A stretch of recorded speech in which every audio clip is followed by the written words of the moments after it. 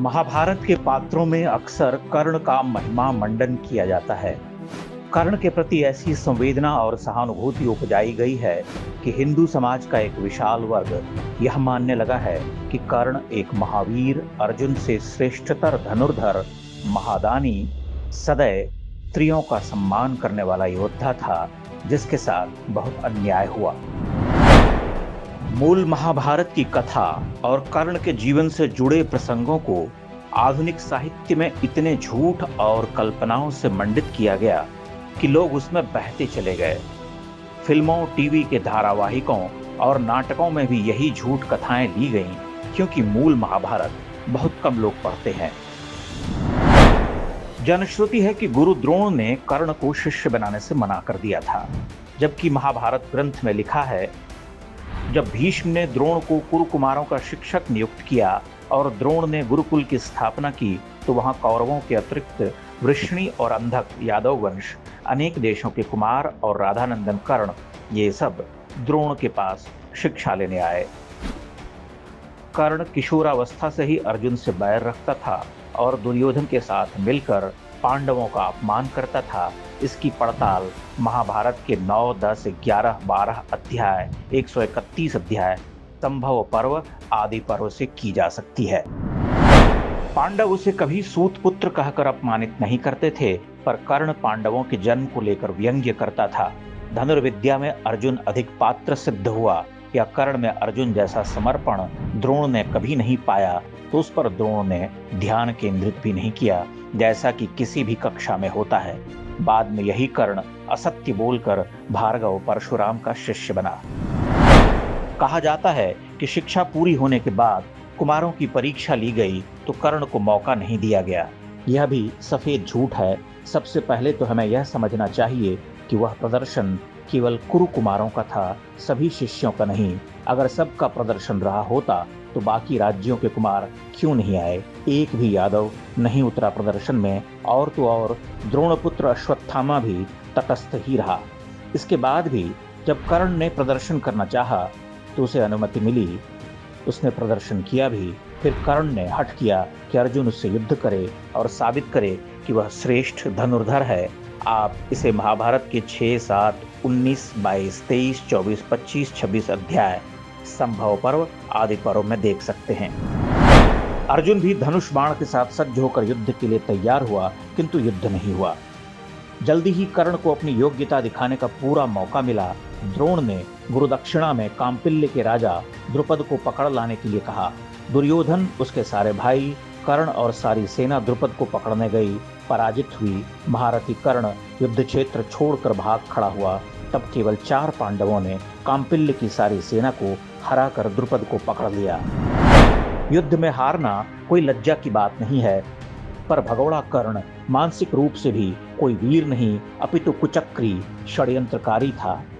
वर्णावत भेजने के षड्यंत्र में कर्ण पूरी तरह शामिल था।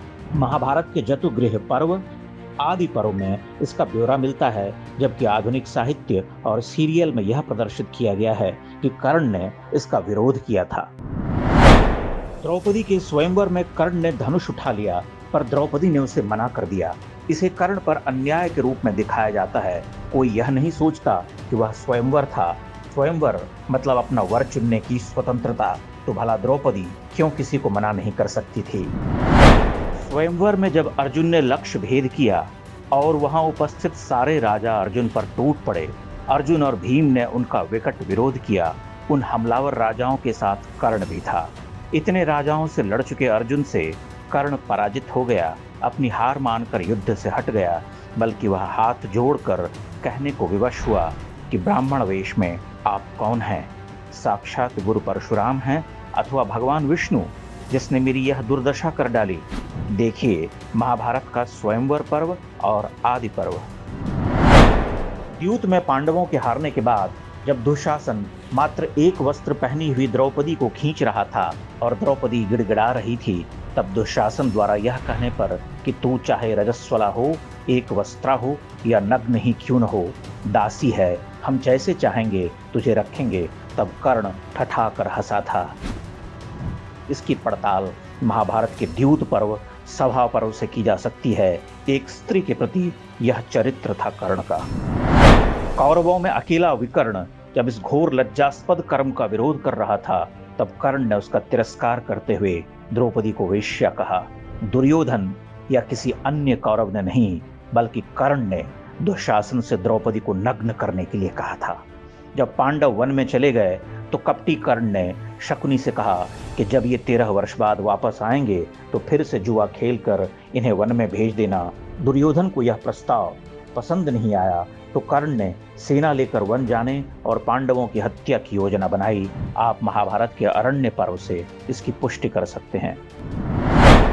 यही वो कुचक्री था जिसने दुर्योधन को परामर्श दिया, चलो वन में जहां पांडव और द्रौपदी हैं वहां अपना वैभव प्रदर्शित किया जाए। जब हमारी रानियां हीरे मोती पहनकर बढ़िया साड़ियां पहनकर चलेंगी तो द्रौपदी को समझ आएगा।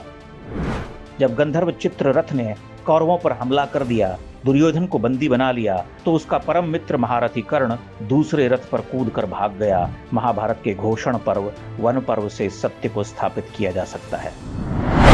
जब अज्ञातवास की समाप्ति पर कौरवों ने विराट नरेश के गोधन का हरण किया, तब बृहंडला बने अर्जुन ने विराट की ओर से युद्ध किया, कृप, द्रोण और भीष्म तक को परास्त किया। तब एक बार फिर कर्ण और अर्जुन का प्रत्यक्ष युद्ध हुआ। कर्ण की वर्षों की मनोकामना पूर्ण हुई। कर्ण एक दिन में 2 बार अर्जुन से लड़कर पीठ दिखाकर भाग खड़ा हुआ। वह महाभारत के युद्ध में श्रेष्ठ धनुर्धर कहे जाने वाले अर्जुन से ही नहीं, बल्कि भीम से एक ही दिन में 4 बार हारा और भाग गया। वह धनुर्युद्ध में सात्यकी, अभिमन्यु से भी हारा। द्रोण पर्व और कर्ण पर्व में अर्जुन से उसे 3 बार पराजय मिली। कर्ण की जिस दानवीरता का इतना हल्ला है, उसका सत्य यह कि इंद्र को कवच कुंडल वह इसी शर्त पर देता है कि इंद्र उसे इसके बदले कोई अमोघ अस्त्र प्रदान करेंगे। यह एक शुद्ध विनिमय है।